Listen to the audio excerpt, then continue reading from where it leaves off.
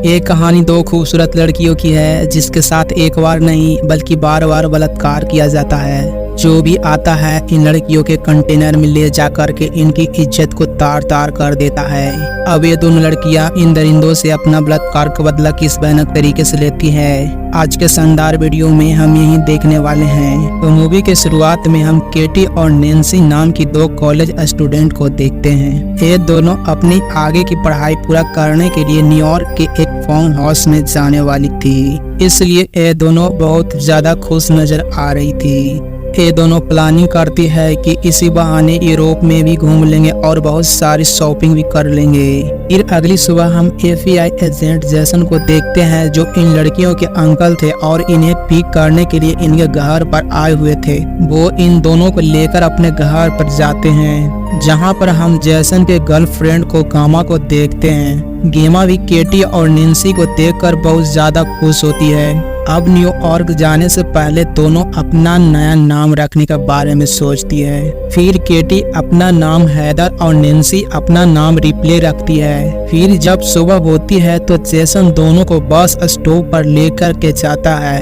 क्योंकि केटी और नैन्सी को स्टडी के लिए न्यूयॉर्क फार्म हाउस में जाना था। अब जैसन इन दोनों के साथ यहीं पर खड़े होकर न्यूयॉर्क जाने वाली बस के आने के इंतजार कर रहा था। यह देख करके दोनों लड़कियां जैसन से कहती है कि अंकल हम चले जाएंगे, आप अपने ऑफिस के लिए निकल जाएं। हम फार्म हाउस पहुंचते ही आपको मैसेज कर देंगे। अब जाने से पहले जैसन कहता है कि तुम कोड वर्ड का यूज करना, जिससे मैं समझ जाऊंगा कि तुम सेफ हो। ये सुनकर केटी कहती कि मैं एप्पल वर्ड का यूज करूंगी। तब जैसन कहता है कि तुम हर बार अलग अलग वर्ड का यूज करना, ताकि किसी को तुम्हारी कोड वर्ड का पता न चल सके।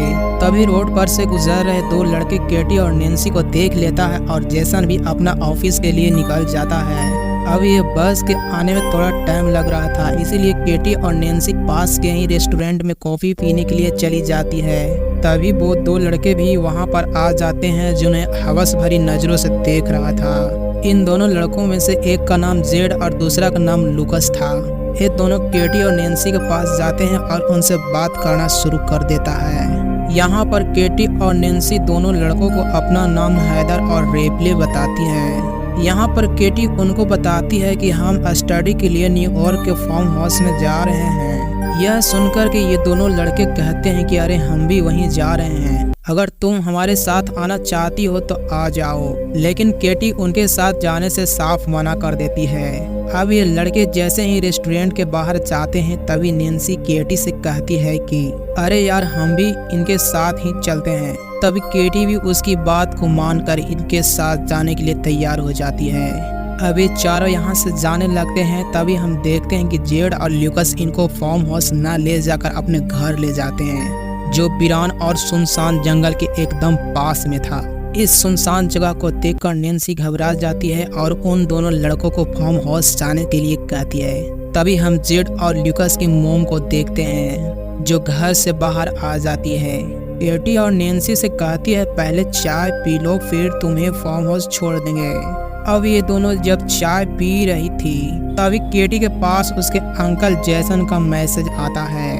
तब केटी भी कोड वर्ड में उन्हें एप्पल लिख कर रिप्लाई कर देती है। इस मैसेज को देखकर जैसन रिलैक्स हो जाता है कि वो दोनों सेफली फार्म हाउस पहुंच गई है।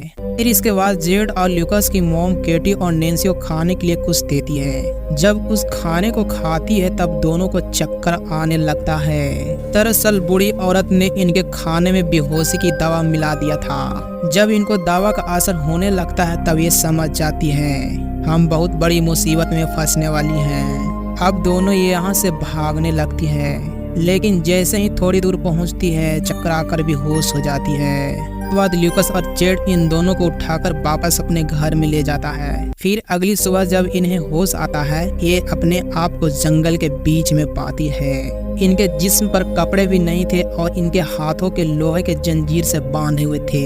यह देख कर के ये दोनों बहुत ज्यादा घबरा जाती है और मदद के लिए जोर जोर से चिल्लाना शुरू कर देती है। तभी यहाँ पर जेड आता है और उनसे कहता है कि तुम जंगल में एक ऐसी जगह पर हो जहाँ से तुम्हारी आवाज कोई नहीं सुन पाएगा और तुम गले फाड़ फाड़ कर जितना भी चीखो चिल्लाओ तुम्हारी मदद के लिए कोई नहीं आएगा।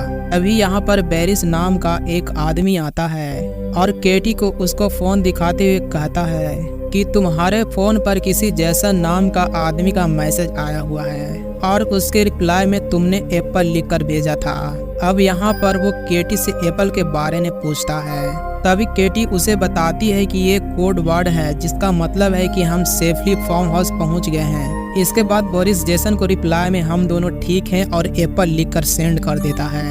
अब ये दोनों केटी और नैन्सी को अपने सामने ही नहाने के लिए फोर्स करता है। तभी यहाँ पर शरीफ नाम का एक पुलिस वाला आ जाता है और जेड और बोरिस पर गन पॉइंट कर देता है। यह देखकर केटी और नैन्सी उसके पास जाती है और उससे मदद मांगती है। लेकिन थोड़ी देर बाद इन दोनों लड़कियों को पता चल जाता है कि यह दोनों पुलिस वाला भी इन दोनों से मिला हुआ है। यह देखकर के दोनों और भी ज्यादा घबरा जाती है और गिड़गिड़ाते हुए उनसे रिक्वेस्ट करती है कि प्लीज हमें यहाँ से जाने दो।